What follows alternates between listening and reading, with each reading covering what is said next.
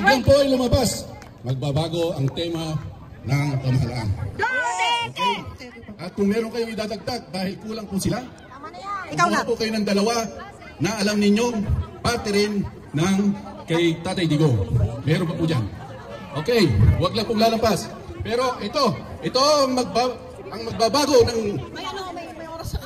Okay. Isa rin po sa masigasig na mananalita at gusto rin magbahagi ng legasiya ng ating dating Pangulong Rodrigo Duterte, si Miss Let Ramirez. Ang mga legasiya ng ating mahal na Pangulo. Unang-una po, ang pagmamahal sa ating mga OFW na ngayon po tayo ay tinatakot ng gobyernong ito. Dahil sa ating kampanya na no remittance mula 28 hanggang April 6.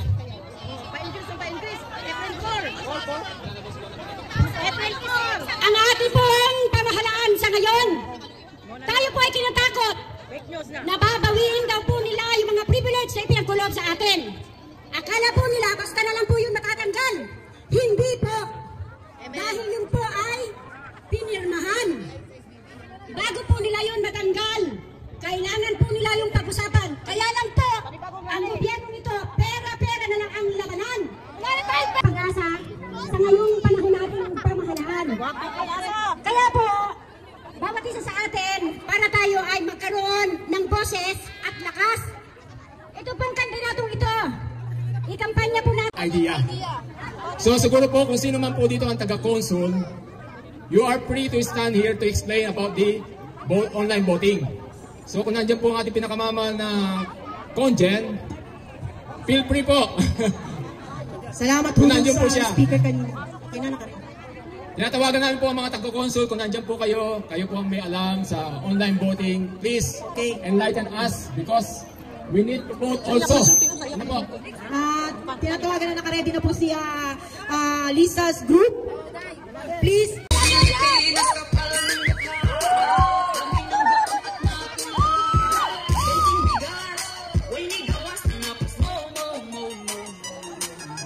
Another legacy about OFWs. Praise the Lord. Magandang hapon po muli sa ating lahat. Ako po'y tumatayo at tumitindig sa inyo. Nakita ko po ang ginawa ng ating mahal na Pangulong Rodrigo Duterte. Higit sa lahat sa ating mga kababayan, mga OFW, na sila po ay nalilitis. Yung iba po ay mabibitay na ipinaglaban niya. Siya po ay iniwanan ng kanyang mga kasama. Ang mga taga-Milano, ang mga taga-Italia ay tumatayo ngayon, tumitindig, pinamahal ang ating dating Pangulong Rodrigo Duterte. Amen? Amen! Duterte! Duterte! Sa banal na kasulatan, kung paano tumayo at tumindig si David upang harapin ang napakalaking sigulayat. Hindi po siya natakot na harapin ang napakalaking sigulayat. Maging ang ating mga kababayang OFW sa lugar nito, tumatayo at tumitindig, ipinaglalaban ang ating dating Pangulo upang makabalik sa ating bansang Pilipinas. Amen! Dahil alam natin na meron tayong Diyos na pwedeng gumawa ng himala. Amen! Kaya mga magulang at mga kapatid, mga kababayan ko, si David ang naging puhunan niya sa kanyang kalihitang yon. Kilala niya ang Diyos niyang pinaglilingkuran. At ang lahat ng ito, kaya dapat alam natin ang Diyos nating pinaglilingkuran. Mahal na mahal po tayo ng ating Panginoong Jesucristo. Patuloy natin panalangin ang ating bayan. Patuloy natin ipanalangin ang ating mahal na Pangulo Duterte upang siya'y makabalik sa ating bansa. Bring him home! Bring him home! Bring him home! Bring him home! Duterte! Duterte! Hallelujah! Mabuhay ang mga Pilipino! Mabuhay! Mabuhay ang mga OFW! Mabuhay! Duterte! Duterte! Duterte! Duterte! Hallelujah! Praise the Lord!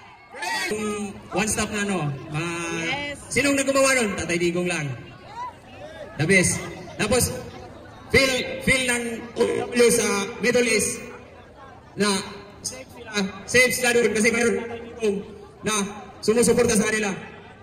Isipin nyo lang, yung muntik na mapugutan ng ulo sa UAE. Sino nagpauwi nun? Tatay Digong lang. Gano'n niya kamahal ang OFW all around the world? Siya lang ang nagmahal, siya lang ang Pangulong nagmahal sa mga OFW. Hindi makikailayan.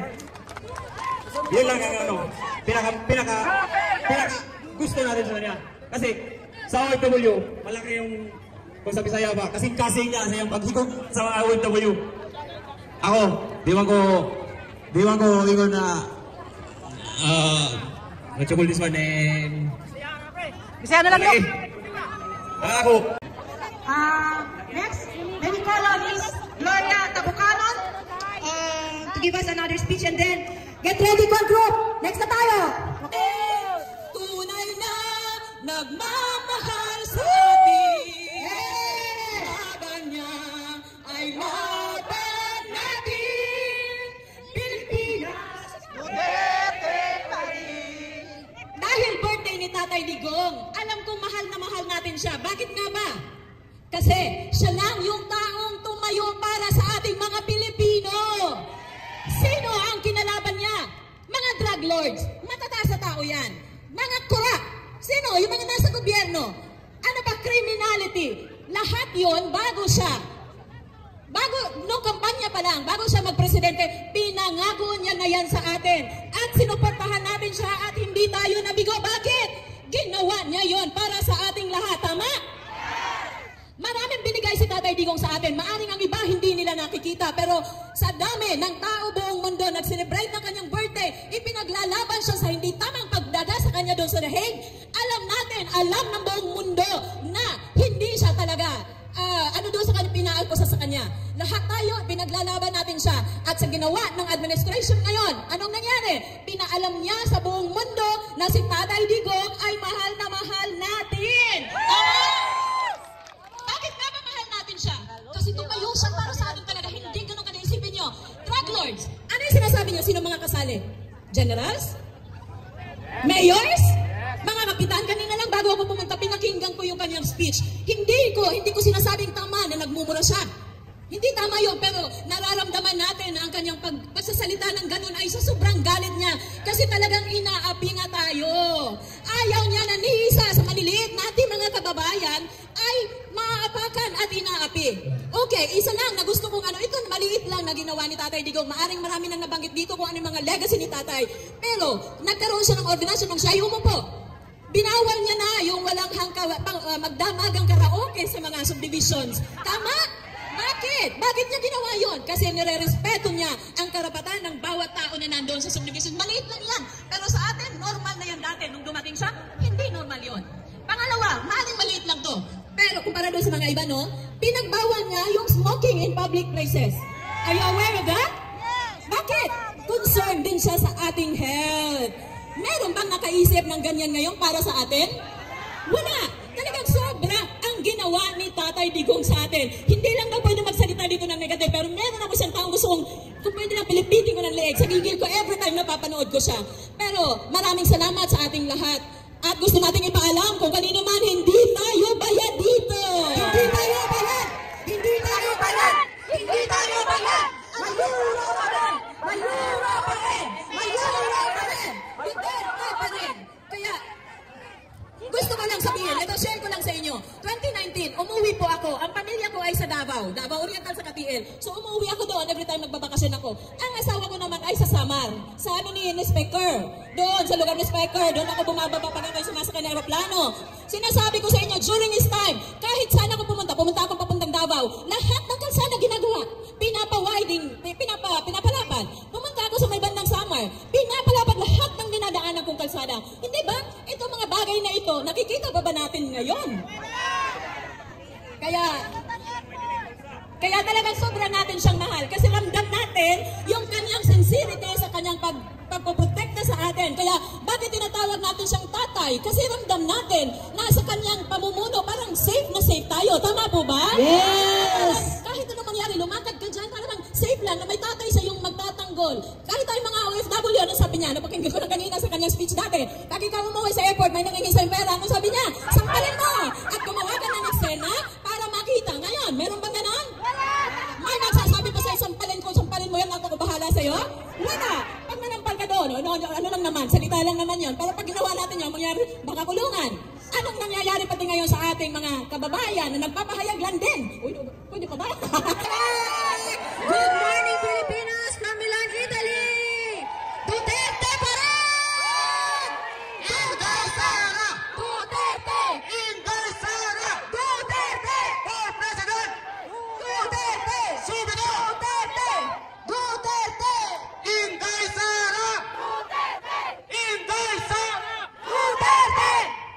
malilimutan yan. Ano ba ang pinakamagandang gift natin kay Tatay Digong sa palagay ninyo? No! Kailangan nating suportahan ang kanyang ipinakampanyang PDP laban. Vote straight! Kayo po ba susuporta sa PDP laban?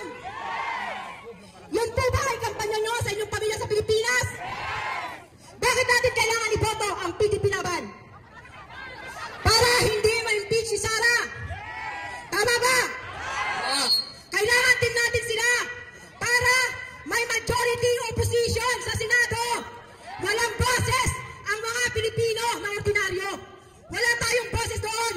Pero kung iboboto natin ang PDP laban straight, magkakaroon tayo ng boses doon. Tama ba?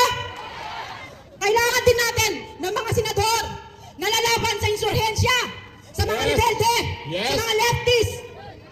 At lalong-lalo na importante, ang mga senador na magbibigay halaga para sa edukasyon na kailangan ng mga kabataan natin sa Pilipinas.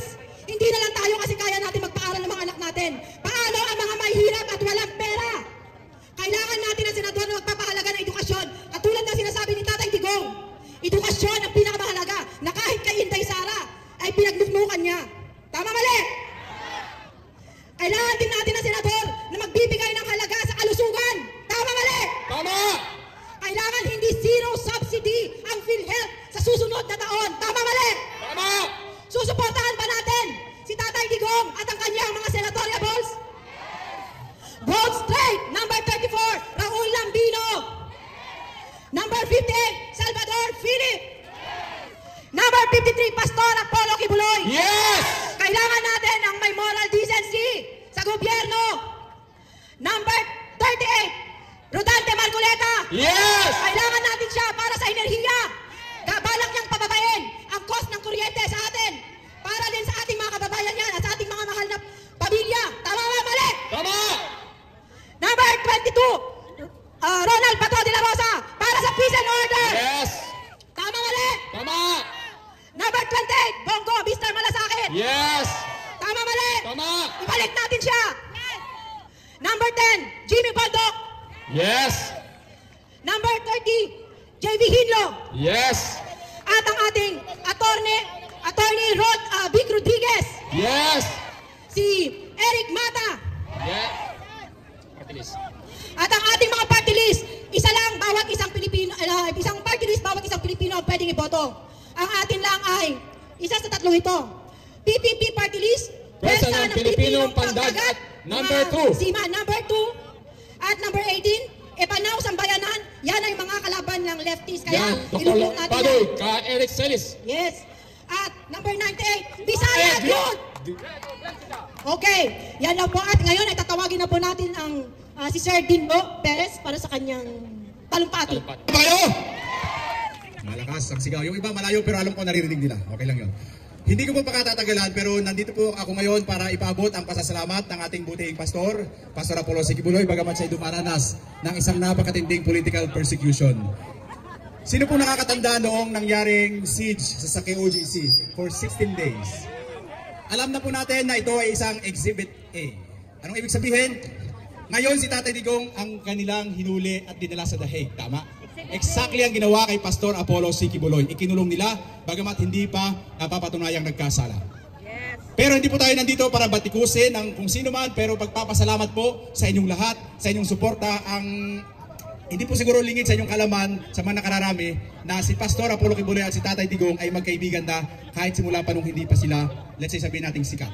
Ang KOJC po ay 15 members pa lang nag-preach si Pastor Apollo sa ilalim ng isang dampa na wala pong dingding. Kaya pag dumadaan po doon si Tatay Digong, nakikita po niya si Pastor kumakaway siya kasi nagpapariper po siya ng baril. Danaw, yung walang lisensya siguro, ewan ko. Pero nagpapariper siya doon sa kabilang kanto. So nakikita si Pastor nag-preach. Simula pa po noon magkaibigan na sila. At dahil po hindi naman hindi naman po parang nagsasamantala ang ating buting pastor. In fact, siya po ang tumulong kay Tatay Digong, ang kanyang istasyon, ang SMNI, na patuloy na ginugurgur kahit hanggang ngayon ang kanilang mga channel, ang aming channel, ang ating channel. Si Pastor po ay tumulong kahit walang kapalit. In fact, kahit nung si Tatay Digong, sa pagiging mag-best friend nila, pwede siyang humingi ng posisyon. Pero mas tumahimik po siya nung si Tatay nanunungkulan na. At ngayon po, dumaranas na naman ng isang persecution kahit nasa piitan si Pastor. Sinabihan niya kami sa KOGC, tulungan natin si Tatay Digong. Ganun po sila magkaibigan. Kaya isa pong pasasalamat ang ating pong pinaabot sa inyong lahat na dumalo. Alam ko ang lahat ay nagsakripisyo ng oras at nagsakripisyo ng hindi lang oras. Pati ang inyong pinansyal, inyong isinakripisyo. At salamat po sa inyo sapagkat kung paano ginawa sa The Hague, ganun din naman po ang nangyayari dito. At tayo po isa sa mabalad na ipinadala doon. At nakita po natin ang inyong mainit na suporta kay Tatay Digong. Duterte! Duterte! Duterte! Yun lang po ang aking masasabi. Salamat at iboto po natin straight PDP laban. Huwag niyo pong pasobrahan kasi pag sumobra ng isa puntos sa kalaban, yung sinabi po ni Tatay, yun lang, eksaktong yun lang po. Wala na pong iba kasi delikado po pag lumampas. Sabi nga ng tatay ko nung ako nag-aaral pa, pag humingi ako ng pamasahe hanggang kay Rolly, hindi ako bibigyan hanggang Duomo kasi lalabas pa daw ako hanggang San Babila. Kaya wag po tayong lumampas sa PDP na binigay ni Tatay Digong. Makakaasa po ba tayo? Go straight PDP laban! Isa pa sigaw! Duterte! Duterte! Maraming salamat. Sa loob po ng ICC, gusto niyo pong malaman yung nandun? Okay. So kami po ay tatlong representative ng SMNI pero pumili lang po silang isa. At nagkataong tayo po yung pinili. So I am humbled to represent SMNI team. At marami po ng Pilipino sila, hindi po pwedeng magdala ng camera. So sa harapan po parang may hagdan. Nandyan sa lugar nyo, dyan yung parang courtroom. Pero may salamin po dito. Tapos nakaupo lang din si Maminda, yung mga ganyan dito. Parang hagdan-hagdan sa pataas. Pero wala po kaming kundi papel lang at ballpen. Ang naririnig ko po sa newsroom, kundi sa taas, mga media nandun sa isang another level. Sabi po ng mga media, nagtataka sila kung ano daw yung crime against humanity. Sila, parang alam mo yung lang sila, nakaupong ganyan, nagpapahinga. Parang it's very weird. Kasi crime against humanity, parang sa kanila, parang wala lang, pinagtatawanan nila yung crime against humanity. Kasi ilan nga lang naman yung nagrereklamo, parang 40 lang, konti lang. Para matawag na crime against humanity, kailangan thousands yan. So tapos sabi pa nila, si Tatay Digong daw po ay isang media tactician. Yun pa lang term. Yun po yung naririnig ko, ito po hindi ko rin na-record kasi bawal po ang camera sa loob kasi sila computer ang ginagamit. Pero sa pag-uusap nila, nalalaman nila na si Tatay inosente at sinasabi nila na si Tatay isang media witty. Ano po ibig sabihin nun? Ibig sabihin yung lahat ng inyong nakikita, may plano si Tatay kung bakit ganyan. At naririnig ko rin po, isa pong pribilehyo na makasama sila Senator Robin at saka si Atty. Harry at yung team. So marami po tayong naririnig doon na usapan na hindi ko lang pwedeng sabihin sa inyo kasi private. Sinabihan ako na off the cam. Pero yun po nakikita ninyo minsan ay kumbaga talagang tactician sila. Kaya umasa po tayo na makakalaya si Tatay. Yes! Bring him home! Umasa ba kayo? Bring him home! Bring him home! Napaka-blessed po talaga niya. Sapagkat ang birthday po niya na yan, 8-0, infinity, eternity. Wala siyang end. Yung 8, wala siyang katapusan. Yung 0 talagang walang buong-buo mga kapatid. So, nagpapasalamat tayo sa ating dakilang Diyos na siyang nagbuklubuklag sa ating lahat ng dahil sa kanyang pag-ibig sa bawat isa sa atin. Unang-una sa buhay ng ating pinakamamahal na former President Rodrigo Roa Duterte. Nagpapasalamat po tayo sapagkat natikman po natin yung kanyang pamumuno at yun ang siyang nagbigay sa ating talaga ng pag-asa na ang Pilipinas, mahal ng ating dakilang Diyos. Amen, mga kababayan, mga kapatid. Kaya hindi po tayo mawawalan ng pag-asa. Wala po tayong ibang sandata kundi ang ating taus-pusong pananalangin. Ito yung pinaka-heartbeat ng pagtitipon ng prayer rally every time na tayo po'y nagkita-kita sapagkat alam po natin na ang panalangin, prayer changes things. Prayer is powerful. That is the only weapon we have. Alam natin na may ginagawang pagkilos ang ating dakilang Diyos, yung divine intervention po niya sa ating bansang Pilipinas. Kung hindi man po si Tatay Digong muli ang maluluklok, may pag-asa pa po talaga tayo sa pamilyang Duterte at walang iba po kundi ang ating VP, ang ating Vice President Inday Sara. So nagpapasalamat tayo sa Ama na siyang may likha ng lahat, siyang nagbigay sa atin ng napakalaking privilege kaysa tayo sa kasaysayan na nangyayari ngayon sa buong Pilipinas na isang Pangulo nag-celebrate ng global na kanyang birthday, ika-80th birthday. What a blessed birthday. Very fruitful sapagkat ang mga Pilipino hindi talaga siya iniwanan. Ang laban niya ay laban natin lahat na sa pamamagitan ng mga panalangin. Ang katagumpayan, inaangkin na natin para sa ating Tatay Digong. Yung prayer natin habang pinapasa natin yung candle lightning, ang ilaw na to, i-represent ng buhay ng bawat isa sa atin. Na sa gitna ng kadiliman, pag tayo we use our freedom of choice to choose to be alive. Gaano man kaliit, pag ganito na nagkakatipon-tipon, nagkakaisa tayo, pipiliin natin ang tama, pipiliin natin ang mabuti, paninindigan natin ang kabutihan na sa buhay ng ating Pangulong Duterte. Example po yon kung paano ang pagserbisyo po niya sa taong bayan. Kaya't yung kanyang ibinigay nagbibigay na genuine love. Nakikita po natin ngayon ang bunga at isa po tayo talaga na nagbibigay pugay sa kanyang ibinigay sa ating pagpapadama na bilang tatay ng Pilipinas. Bilang tatay nating lahat, tatay po siya ng bansang Pilipinas. Tatay po siya ng lahat ng mga Pilipino saan man masusumpungan sa 4 na sulok ng buong sanlibutan. Kaya lahat po tayo manalangin. Isend po natin kay Tatay Digong ang ating taus-pusong pananalangin. And we know that the Father's presence will have him through our heartfelt prayers. So lahat tayo habang may background song, damhin natin yung presensya ng ating dakilang Diyos. Ibigay natin yung pagkakataon ngayon na manalangin tayong lahat para sa ating pinakamamahal na Tatay Digong. All of these people, kaya we have to thank them talaga.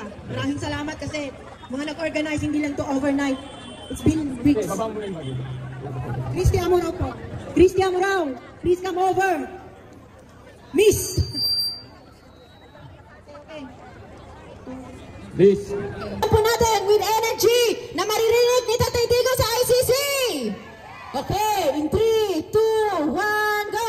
From Italy, happy birthday, Tatay Digo! We love you! Bring him home! Bring him home! Bring him home!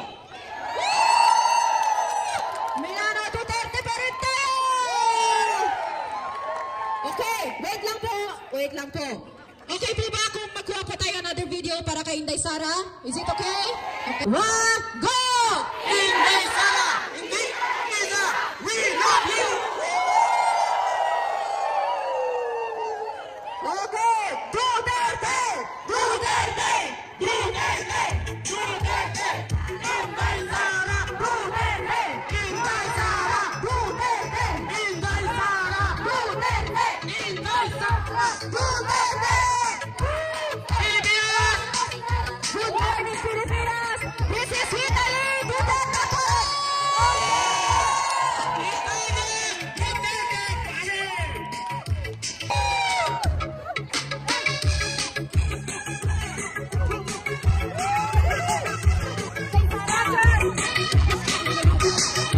Oh, kung sino gusto sumayaw!